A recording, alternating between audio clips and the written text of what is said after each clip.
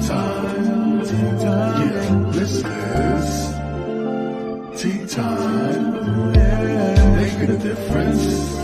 One cup at a time. Tea time. So be sure to grab your tea, grab a seat, and tune in to Miss Liz.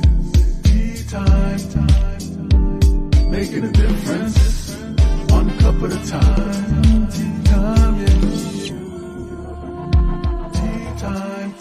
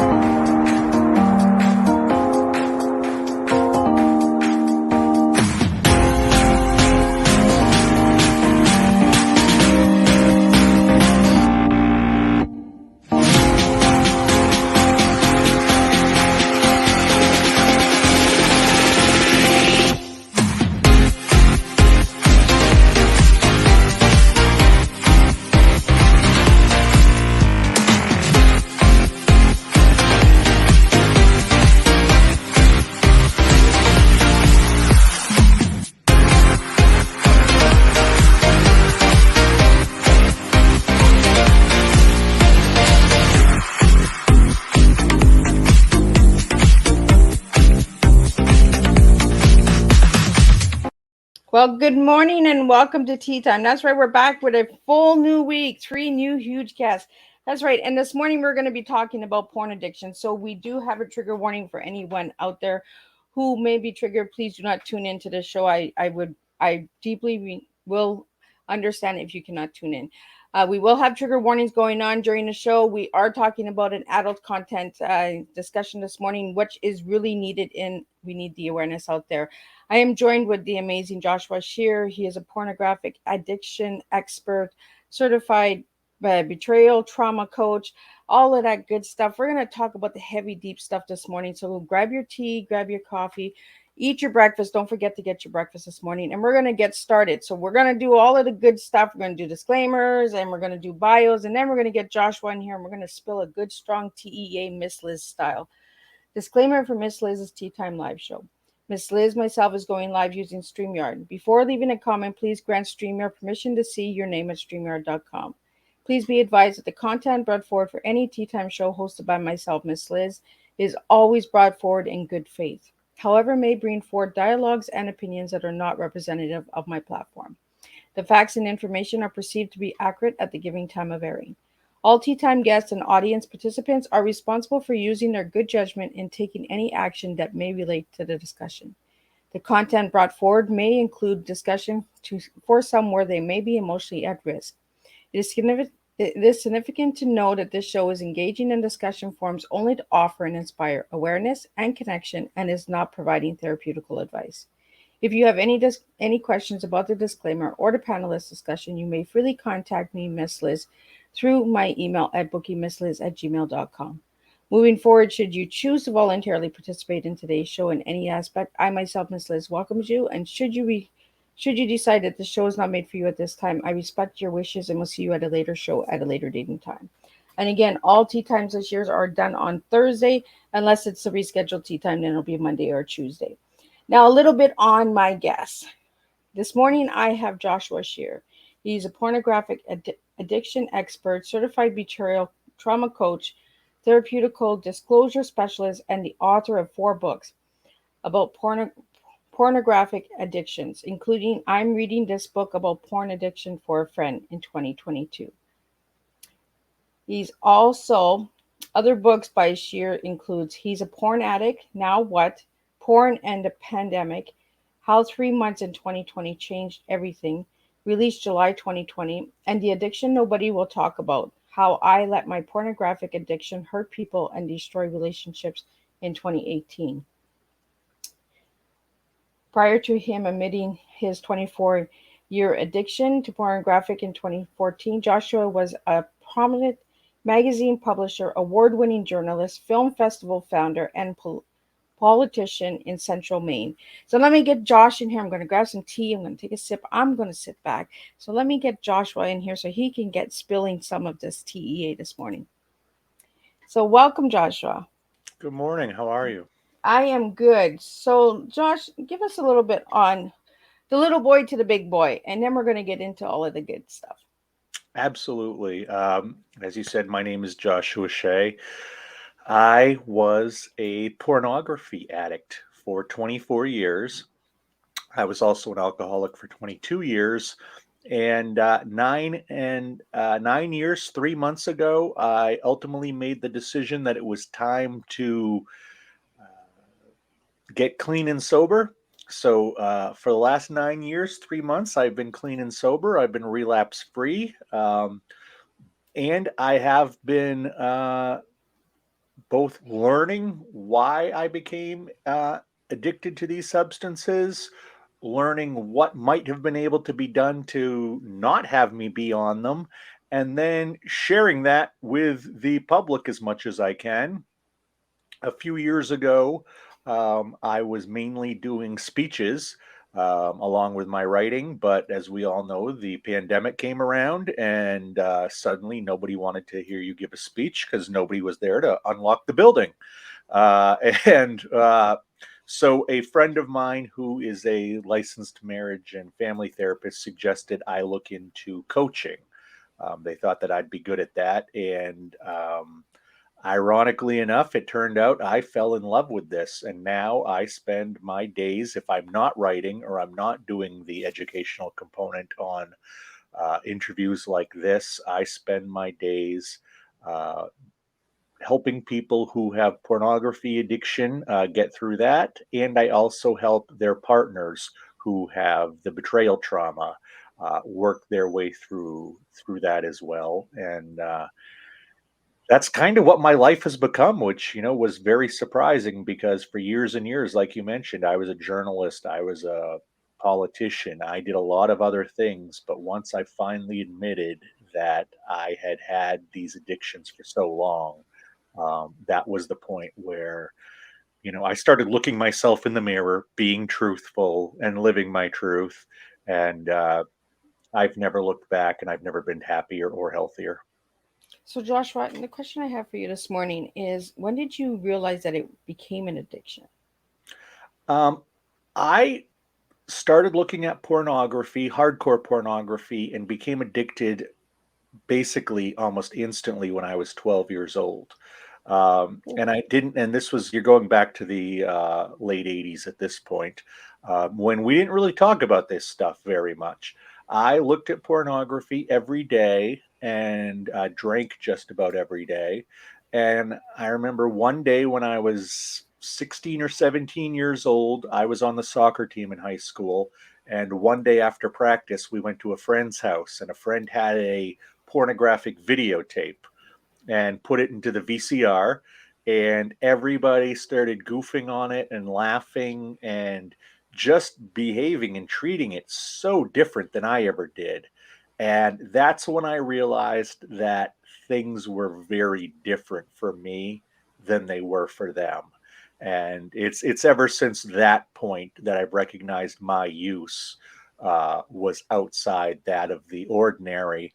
And I think after I got out of high school and started to have a few girlfriends, and a few of those girlfriends were anti pornography.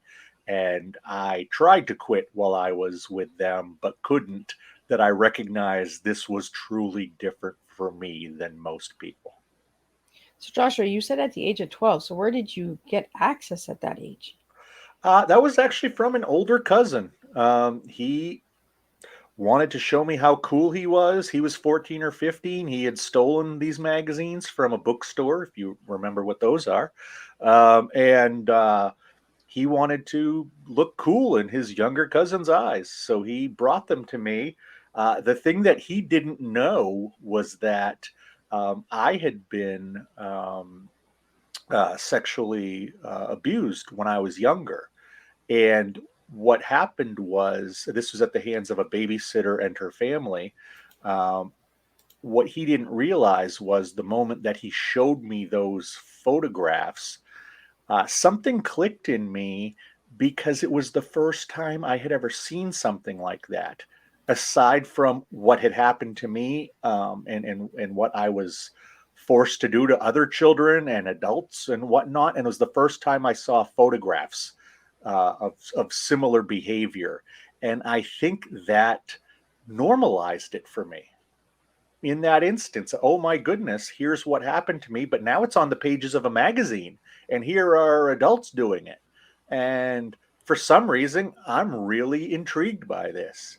Um, it wasn't until years later in recovery that I realized this was a normalizing of what happened to me. And this was my first step of actually repressing those memories, because it didn't take long. And I think pornography was part of the vehicle by which I repressed those negative memories for so many years. Um, that really was it. At 12 years old, it was like, okay, I'm normal. What happened to me when I was younger?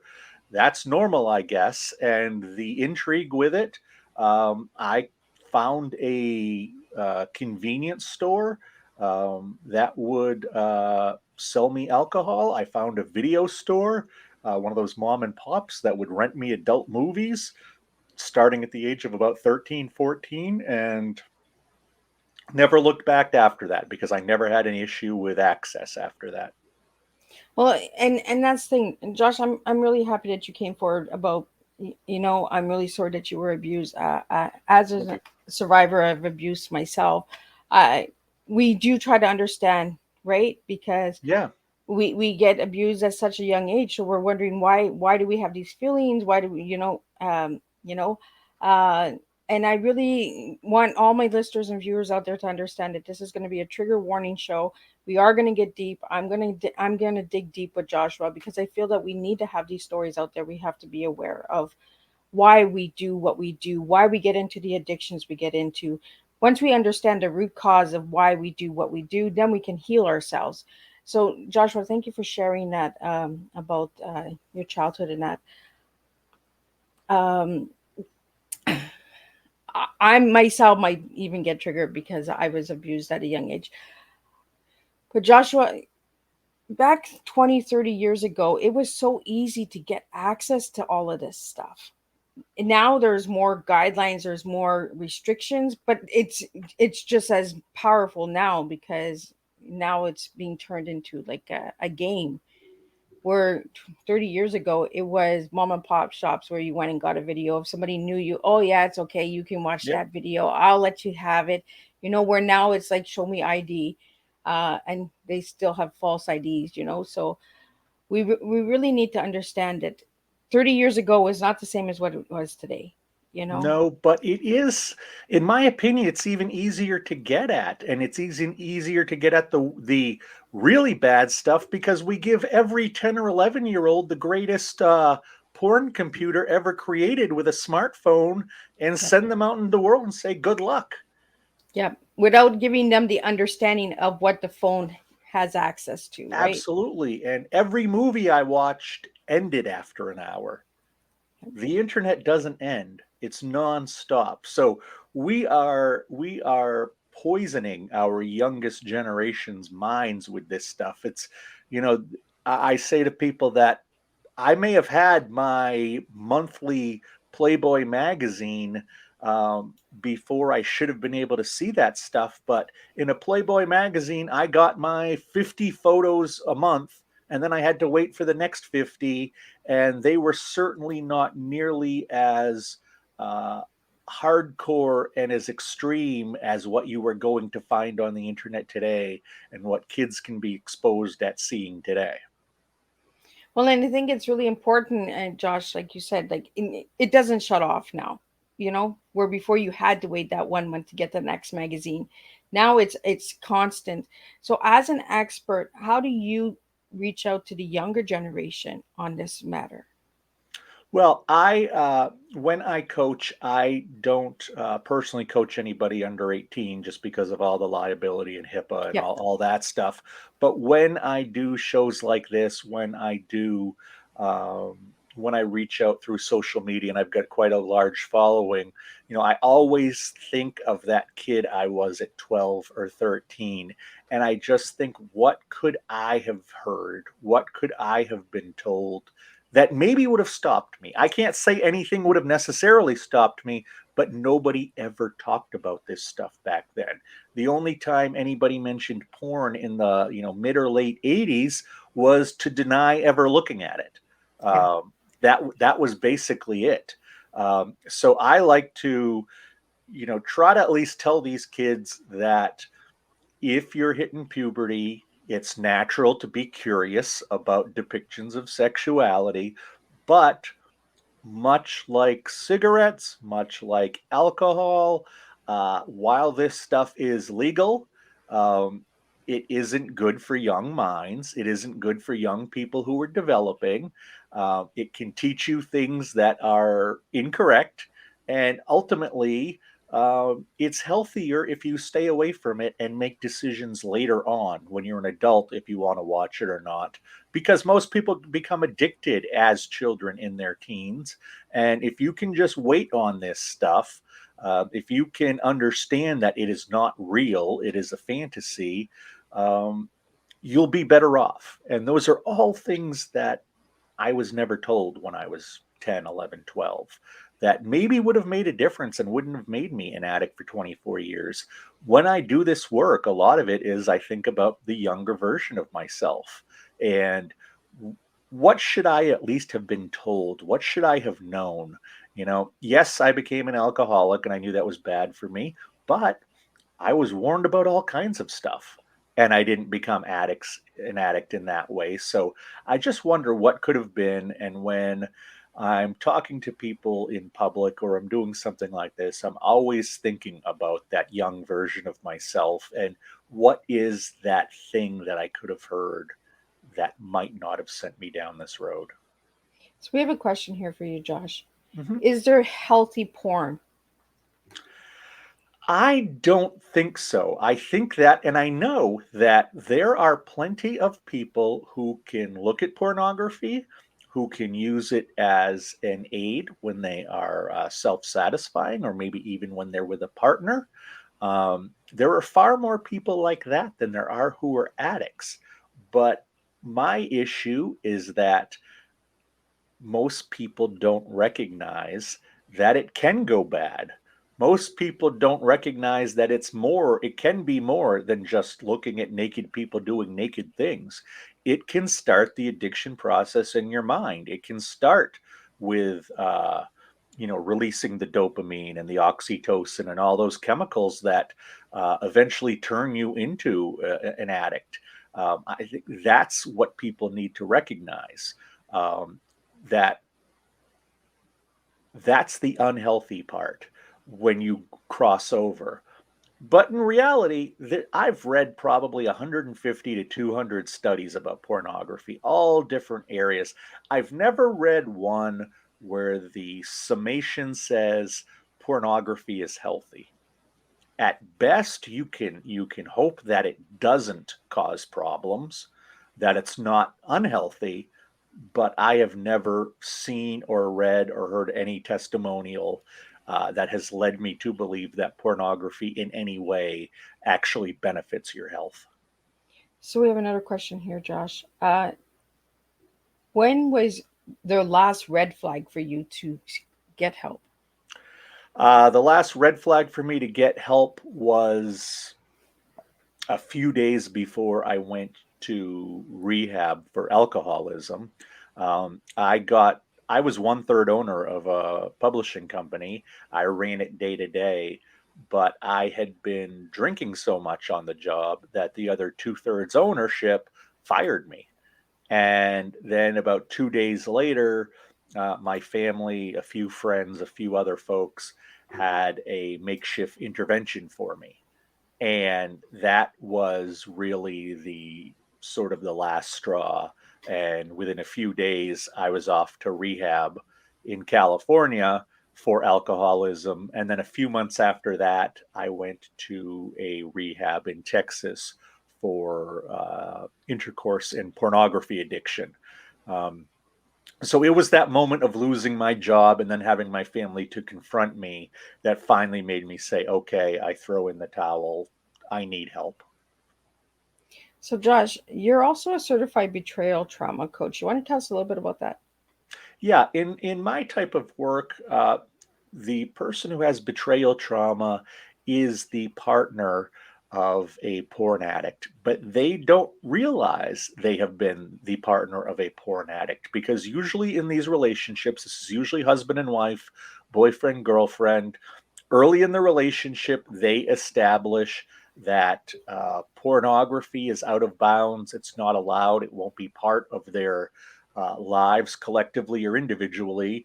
And then one of the partners, quite often the male, will go ahead and continue to watch.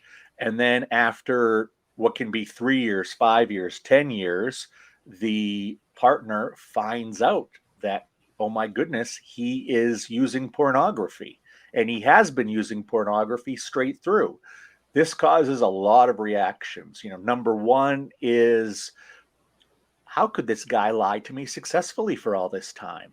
How could he hide this? If he can lie successfully, if he can hide this, what else can he lie about? What else is he hiding? So that creates a huge amount of doubt within the relationship. Then you've also got to deal with the idea that, wait, did he go and become a porn addict because I'm not enough? Am I not good looking enough? Am I not good enough in bed with him? Why did I do something that drove him to become a pornography addict? And then finally, on top of that, usually couples have so much of their lives enmeshed together that there's a fear of, oh my goodness, I'm with this guy who is this person I never even knew, and all of our finances are tangled up. We have kids together. What do I do now? I never pictured myself being with somebody like this, and I don't want to be with somebody like this, but we've got 3 kids and 2 cars and a mortgage, and what do I do now?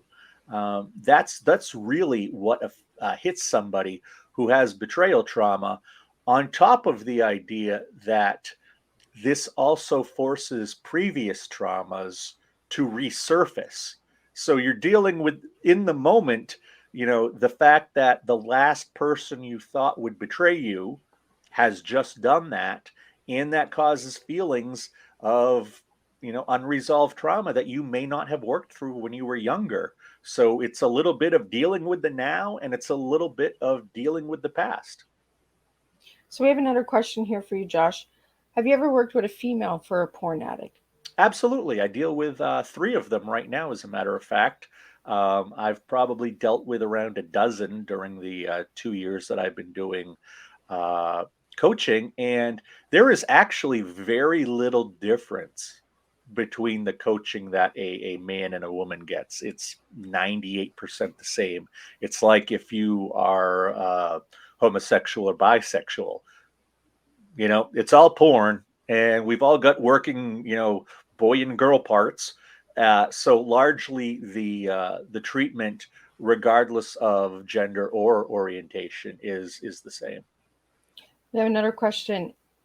Out of all the people that you've coached, have any of them not been sexually abused? Oh yeah, plenty of them, plenty of them.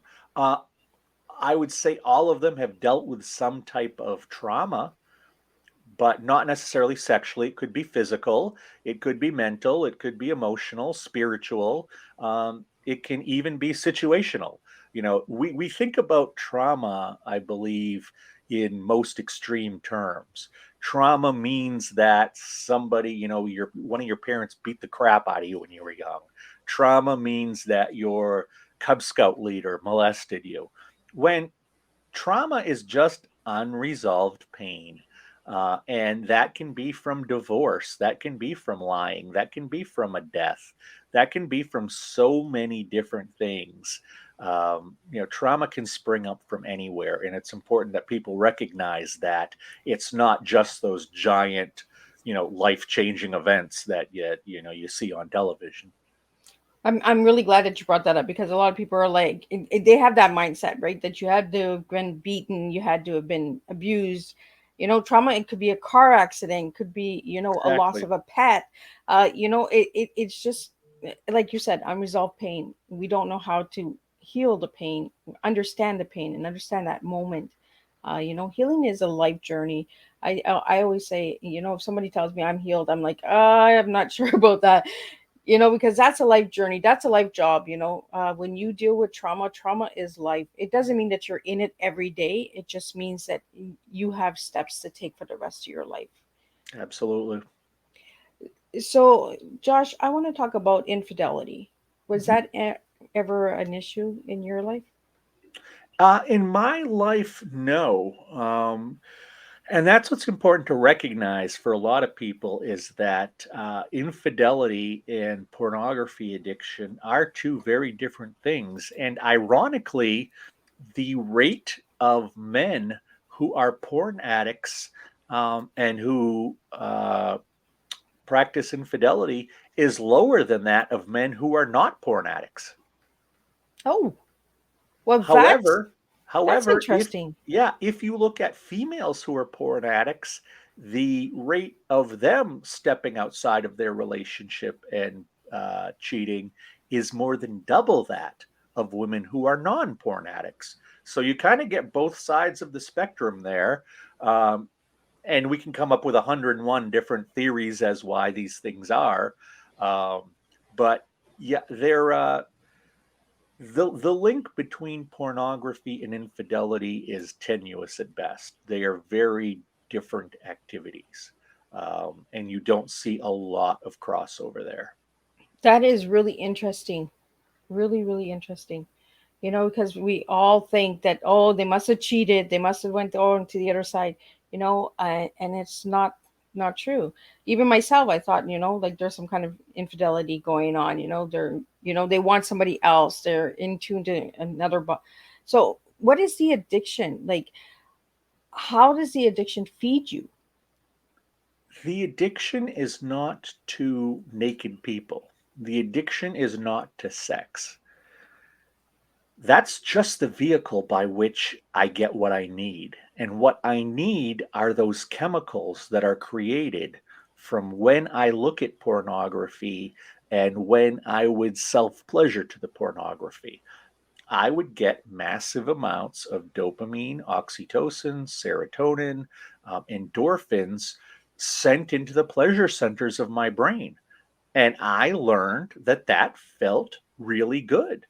And we have to recognize that, the human body created these chemicals and activates these chemicals. It was supposed to be only when you were having intercourse. But then we learned with pornography, a long, long time ago that you could circumvent this and you could get a very good feeling from self pleasuring to pornography. And then what happened about 25 years ago is that we were met with a world of high speed internet. And suddenly that meant an unending supply of pornography hitting you. And I, as a 20-year-old, I would see more pornography in one day than my grandfather would see in his entire lifetime. And that's not supposed to happen. You're not supposed to get these chemicals flowing into you at that amount. That's when you start to cause essentially brain damage. You start to rewire how your brain works. And I can tell you the last several years of my addiction, I didn't care what was on the screen. I couldn't tell you 2 minutes after the ethnicity of the person that I was just looking at, or how many people I was just looking at, or what was really even on the screen because it didn't matter to me.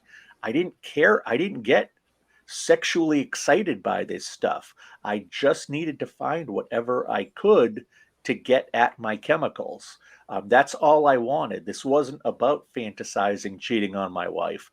This wasn't about fantasizing having sex with the people I saw on the screen, as it is for a lot of people who are just casual users who use pornography as an aid in sexuality.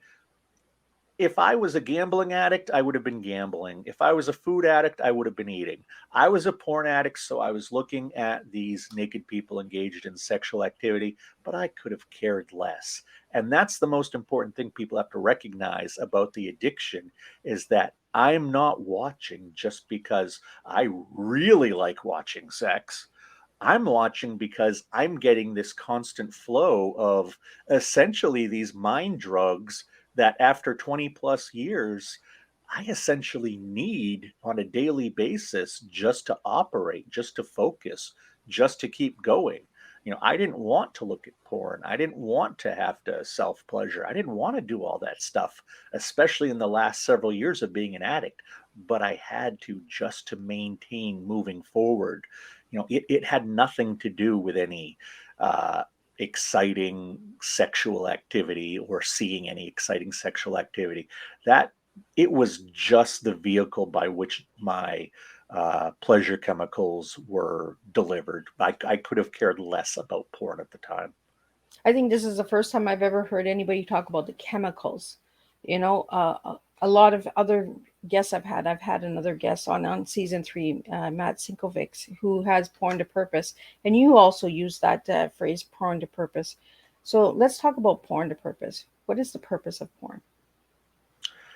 Well, I mean, I think that ultimately it depends who you are and what you need.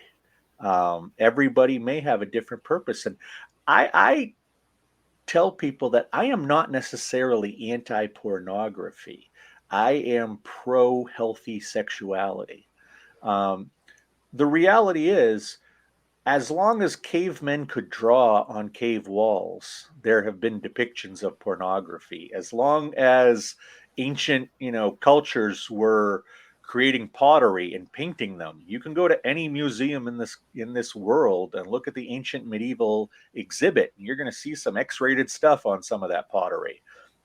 The greatest sex manual that exists is still largely considered the Kama Sutra. That's hundreds of years old and comes from very conservative India, where pornography is actually outlawed right now online. Um,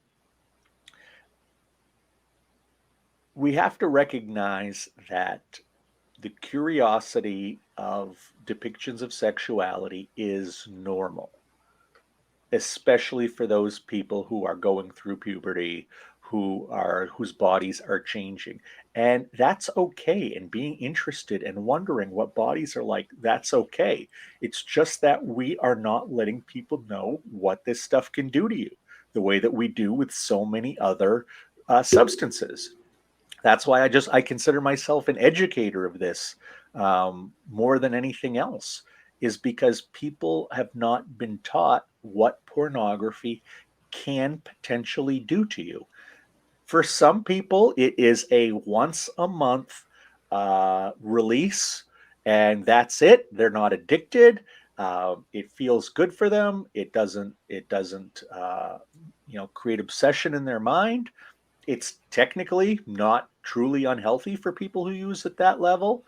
Um, but those people, along with the people who are addicts, probably have the exact same level of education about it. And that's the most important thing to me, is that people get educated and make the decision for themselves, because everything else we've tried hasn't really helped. Yeah. Shaming people isn't going to help. And I hate to say this, but the moral arguments against it, whether it's about the treatment of the actors or whether it's about the trafficking issues that come around with pornography, I don't think these have ever stopped anybody from truly using. I don't think that any social ill that is caused has really stopped anybody. Otherwise, this would have stopped in the 60s and 70s when people were marching against it. These kinds of arguments don't stop. People make their own decisions personally on how they're going to use pornography. And that's why I think we need to do a better job educating so people can decide for themselves how it's going to fit into their lives or not fit into their lives whatsoever. We have a comment and a question here for you, Josh. I'm a sexual educated teacher for sex ed. How does Josh feel about coming into schools and speaking on this subject? Um, I used to go into colleges all the time um, to talk about this subject. Um, and it was great, whether I was talking to a group of 12 or I was talking to a group of 1,200. I loved talking to colleges about this because I truly believe Generation Z is the one that is going to start to take this seriously, is the one that is going to change the world for the better when it comes to pornography. My grandparents were so, and my parents were so conservative. Then you get my generation, Generation X. We became much more liberal with sexuality, but we didn't really police anything. We just kind of let it happen. When we let it happen, it blew up in the millennials' faces. They're the ones who have it the worst um, because they dealt with high speed internet. They don't remember a world before the internet, but they were kind of the beta testers for this stuff. And now that we've had high speed internet for 20 years, 25 years, we can see the damage it does. We can manage we can measure the damage that pornography has done to these people. And now that we know, we are spreading information to Generation Z. They are taking this seriously.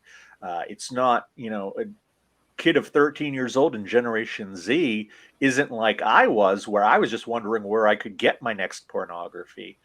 They don't have any issues with where to get their next pornography, so they can learn deeper about it. They can take it more seriously. And looking at my client base as a coach, about half of it is Generation Z. And in a lot of ways, I think they take this more seriously as a problem than any other generation does.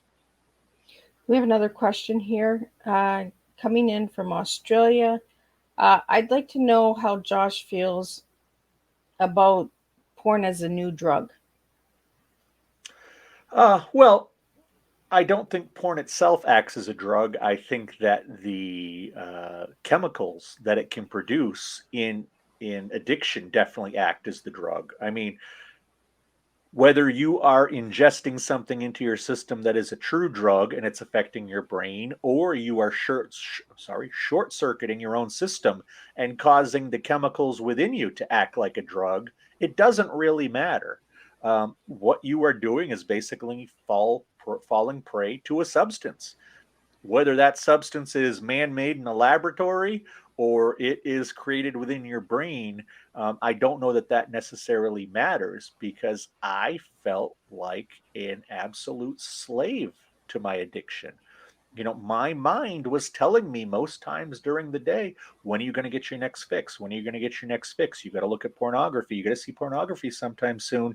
You got to see it if you're going to feel okay. If you're going to feel normal, you've got to have this stuff in your system. And that is just constantly going on in your head all day long. So you get to the point where you will do things like, lie, steal, cheat, do whatever you need to do to get to these chemicals, just like a drug addict will lie, cheat, or steal to get to their heroin or fentanyl or whatever else that people are using these days for drug abuse. It is that strong of a pull. I can tell you that at its worst, I thought if I didn't get those chemicals into my system through the pornography, that I was literally going to die. It changes your brain chemistry. It gives you brain damage. um, Thankfully, in the long run you can come back from it, but addiction is a disease of the brain. And if you look at brain scans of somebody who has pornography addiction, the closest other brain you'll find is somebody who has cocaine addiction. That's Uh-huh. how strong the pull of pornography addiction is. It causes the kind of brain damage that cocaine addiction will cause. It's that strong. Wow, that is strong. Um, Josh, I want to get into you have some incredible books out there as well. So let's talk about the books. What got you into writing? Before I admitted that I had these problems, I was a journalist, an editor, and a publisher of newspapers and magazines for 25 years. So what happened one day was after I had returned from the rehabilitation center for porn and um, intercourse, I was at a bookstore looking for a book on porn addiction. And while I found books on addiction, while I found books that could deal with my alcohol issue, I didn't find anything about pornography. And the only thing that I could find on pornography online were these academic studies. And I don't mind reading academic studies. I'm the kind of geek that likes that. But I also know that there are the kind of geeks out there who enjoy reading Shakespeare for fun. I'll never be one of those people, much as I know most people will never read those academic journals. So I just thought to myself, with my writing background, with my writing ability, with knowing people in the publishing industry, maybe I could tell my story, and that would be a mainstream book out there. I could take what I learned and what I knew and also mix that with my own personal story. So I thought I would go out, I would write one book about my journey, and that would be my contribution to this world, and that would be it. I would go back to my regular life. After I wrote the first book, what surprised me was I didn't get the amount of messages or comments back from addicts that I thought I would, but I got 10 times the messages I thought I would from girlfriends, wives, even some moms saying, "Oh my goodness, you fixed yourself. How do I fix my guy?" And it was like, well, you can't. He needs to want to fix himself. So, but I'm so wrecked by this. I don't know who he is. And that's when I actually learned about betrayal trauma. And I found that fascinating because as a married man, my wife did go through some of it, but not a lot. And I met many women who were absolutely wrecked by this and realized that I think that more than any other addiction, pornography and intercourse addiction gets to a partner in a way that no other addiction can, gets to their self esteem, gets to their self image, and can wreck it in a way that doesn't happen with gambling addiction, doesn't happen with heroin addiction. I don't think there's anybody out there who is dating a gambling addict and wondering, did they become a gambling addict because I'm not pretty enough? Did my husband become a heroin addict because I'm not crazy enough in bed? I don't think people are asking themselves these questions, but when it comes to porn and intercourse addiction, it hits the partner like I have never seen an addiction hit a partner. So I teamed up with a licensed marriage and family therapist who's a friend of mine, and we wrote the second book, which was about betrayal trauma. And since then there have been so many interview requests, there have been so many can you come and speak requests before the pandemic, that it just kind of took over my life, and I stopped doing full-time freelance writing. The only thing I've written in the last couple of years have been the books. Otherwise I'm talking about this stuff or talking to people who have this stuff, and as I see a new need for a book come up, I'll tackle it. But I look at my life now as being a full-time coach. And 15 years ago, if you told me when I was an egomaniac, person who you did not want to be around, if you would have told me I was doing this, I would have laughed and probably made some kind of homosexual slur about myself. And now I am happier and healthier than I've ever been. And instead of giving a speech to 1,000 people, I get even more out of sitting here and working one on one with somebody week after week on their issues. Well, the impact that we make one on one, and I say this all the time, it's not about the numbers, it's about that one on one actually helping and giving tools and tips to one person at a time. Even if you talk to 100 people, 3 people are going home with something that they got from that conference. Not all 100 of them, they're going to say, oh, well, I went to this conference, I went to this talk, this guy was speaking about this woman was speaking about that, but I wasn't my cup of tea, and Yeah. and then they leave, right? And then you go to the next one and the next one, and you're getting roughly 3 out of 100 that are getting something from it. So one-on-one is really deeply important. We got to stop worrying about all these big numbers, and we got to really Yeah. just take the time to make an impact by doing this one-on-one. And as I just said, not my cup of tea. So I want to get into the tea. Our hour is running really fast. So Josh, if I give you the word tea, what 3 words would you give me this morning? Well, I do like the idea of T standing for tenacity. I feel like, whatever's been thrown at me in life, I have tended to tackle it and I've tended to make it into something better and tried to make my life or the world a better place with it. And I am not easily knocked down. And that's something that, despite all of the bad decisions I've made in my life, which would fill 3 or 4 more books, um, I, I get back up and I keep fighting. So the T is definitely tenacity. The E for myself is definitely educator. My parents were both school teachers, so I grew up in a very an environment where education was very important. And while I never wanted to be a teacher, um, I've heard from so many people who have read my books, who have heard my interviews, how I have helped them along the way, even if I haven't worked with them one on one.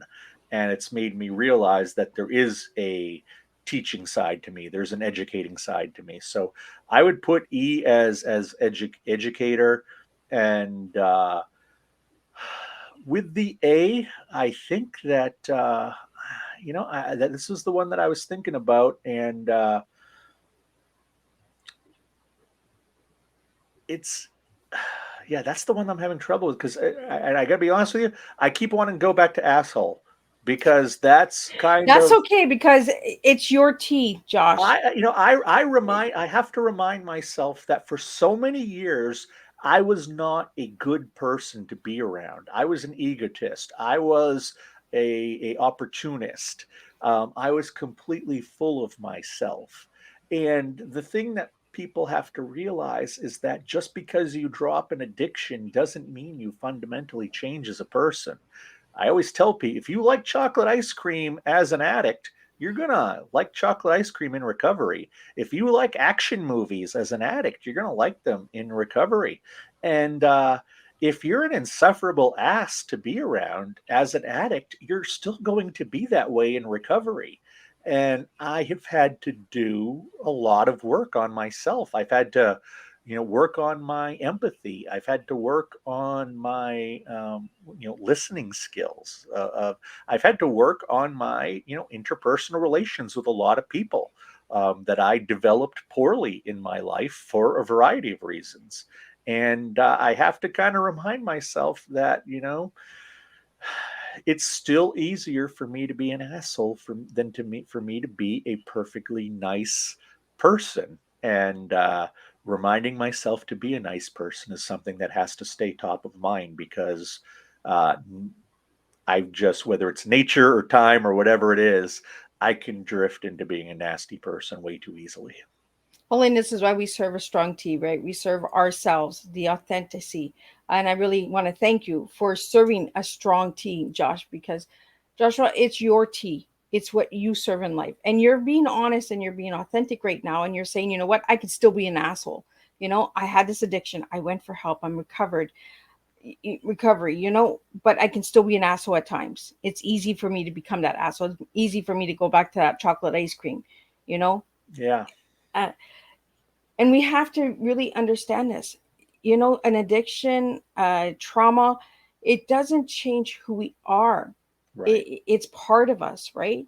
So we go back to what we're used to, what we're comfortable with, and maybe being an asshole is what you're comfortable being, you know because maybe that's what you were Well, given as a child, was a lot of assholes, so you became an asshole, and we really have to start just being okay with who we are as individuals. And on my platform, we serve good, strong, authentic teas here. We don't serve any of this hogwash, sugar coated stuff. We share the good stuff. Miss Liz is not a sugar coated woman. I will tell you like it is. I am a survivor myself, and I don't want to be sugar coated with sweet words. I want the true, authentic person at my table. I want to serve true authenticity to my listeners, to my audience, because we need to start being authentic. We need to stop the mask. We need to stop covering stuff up. And this is why we have these topics. We have porn addiction, we have betrayal, because this is happening in everyday life. This is happening around the globe. It's not just happening in the United States, not just happening in Canada, it's happening around the globe. People are being betrayed. People are living with trauma. People are living with addictions. We need to really start speaking on these topics and speaking with them without fear. When you came out, Joshua, and you went to recovery, how did your family react to you coming out with everything? It really depends who it was. There were people who, and this is a bit of a joke, but, when I say I'm going off to rehab for alcoholism, people slap you on the back and call you a hero. When you say at least 10 years ago that you're going off to deal with your pornography problem, they don't slap you on the back. They go looking for the hand sanitizer because of how sexually related disorders may be. But I think by just being out there writing these books, talking about this stuff, hitting, a few hundred people, a few thousand people when I do things like this at a time is helping. The one-on-one I'm doing with people is helping.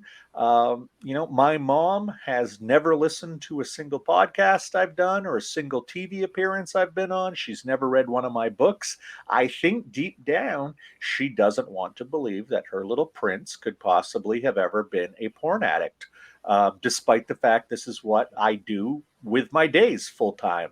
Um, Whereas, my father is fascinated by this topic and that I was this and I was this under their noses.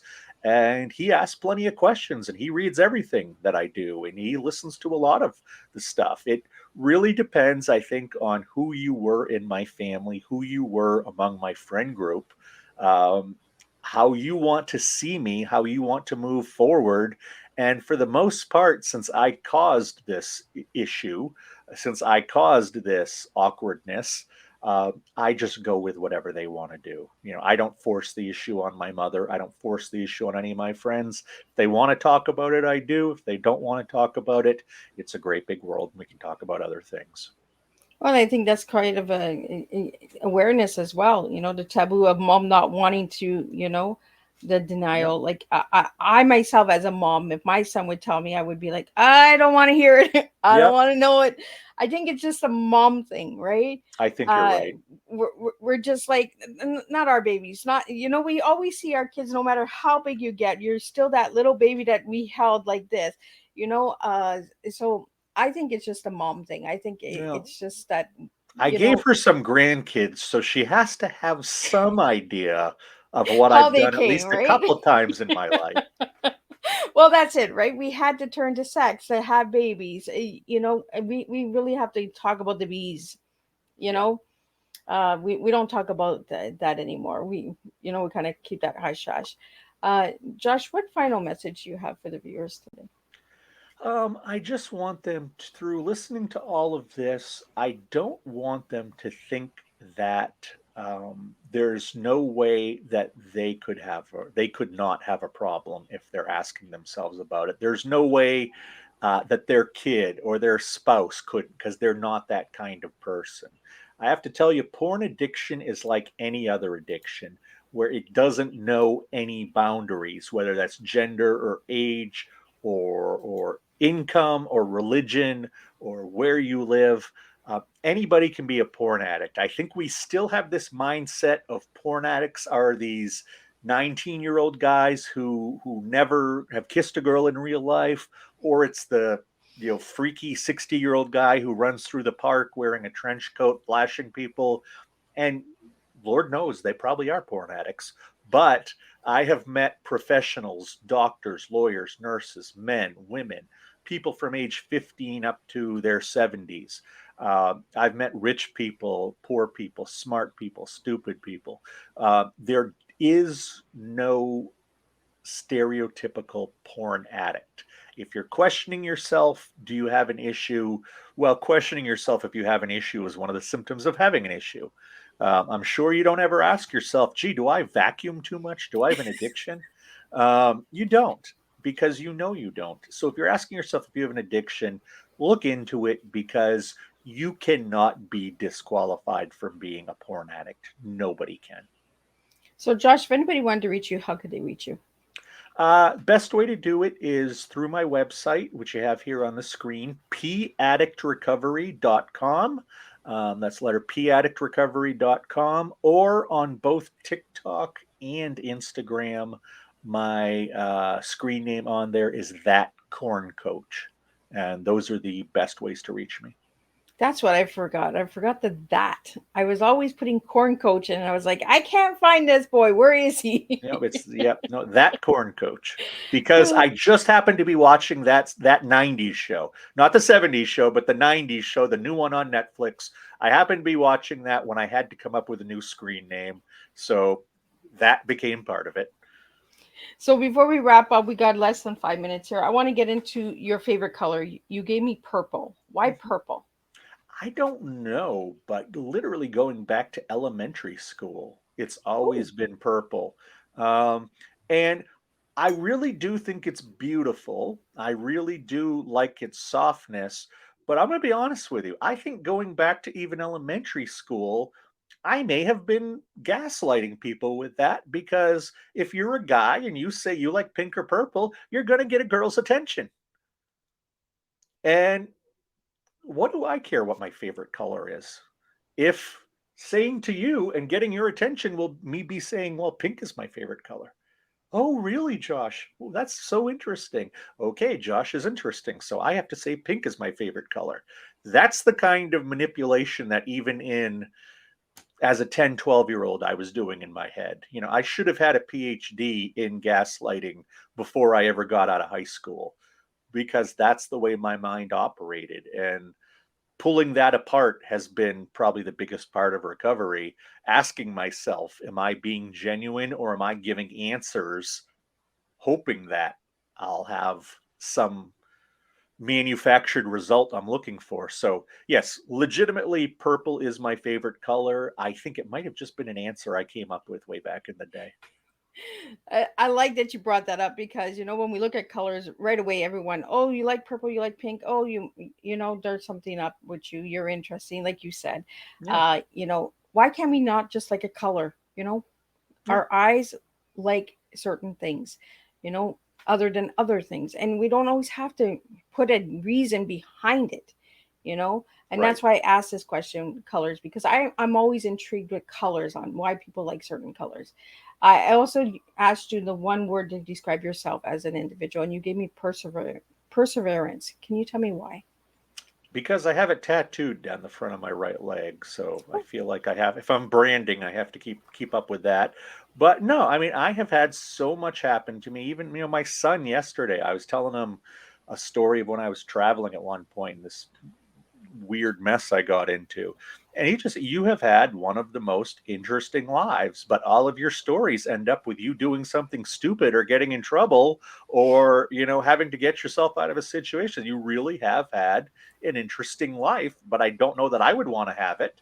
And I think that, yeah, you just persevere through it. I tend to step in piles of shit a lot, or I used to, and spent a lot of my life wiping shit off my feet. And that's perseverance. I did it again. Time to wipe it off again and keep going, because that's all you can do. I like that motto in life. You get yourself in shit and just wipe it off and continue on. Yeah, We all get ourselves in shit if we're being authentic with ourselves and we're being real with ourselves. We all have shit sandwiches. We all have done something that we shouldn't have done. We've all hurt somebody, whether it's a loved one or a friend. We've all been through a shit. And I really want to thank you, Josh, for joining me today and sharing the real strong tea, of tenacity, educator, and asshole. You know, each tea is different. We serve differently. We bring different to the table. We bring different flavors and blends. And this is how we make a difference, by sharing different teas. Uh, I will be back this afternoon at 3 p.m. and then again at 7 p.m. And the next guest that I have coming up is Ed Corin, and we'll be talking about Crohn's disease. Another topic that we don't really talk about. And then we're going to wrap it up at 7 p.m. with Miranda O with Chins Up, Tits Out. That's right. This Thursday is all about sex, sex, I sex. was going to Because say you're bookending your day pretty well today. this Thursday we are talking about sexuality. We are talking about addictions. We are talking about attitudes and how we make a difference. So again, I'll see everybody at 3 p.m. Eastern Standard Time. Um, Check out Miss Liz's YouTube channel if you'd like to see these live shows. You can watch them at any time, replay, and hashtag where you're tuning in from, because I always like to see where you're tuning in. And I will see everybody at 3 p.m. And until then, serve your tea.